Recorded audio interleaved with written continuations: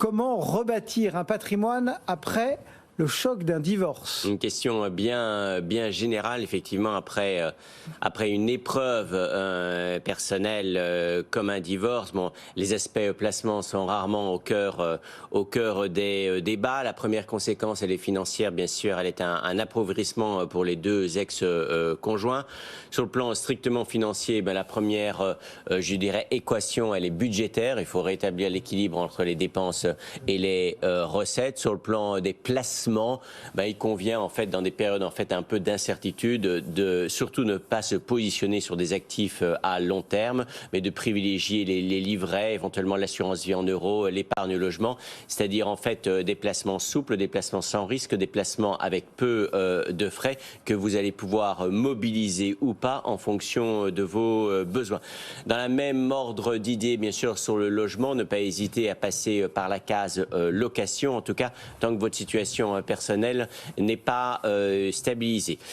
Voilà pour quelques remarques générales. Bien sûr, il faut se faire conseiller par pas des professionnels, par la presse, parce que ce sont des périodes compliquées. Hein.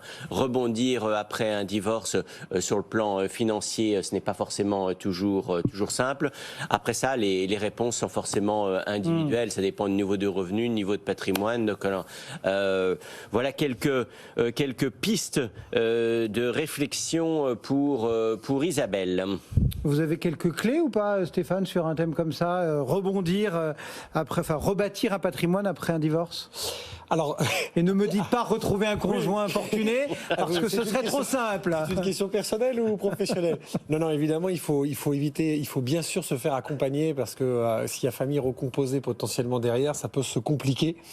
Donc, j'ai pas forcément de conseils pour Isabelle, parce que la situation de chacun étant très propre, il faut juste éviter de retenir. Alors là, je parle à titre personnel et professionnel, parce que évidemment, on vit aussi avec nos propres perspectives.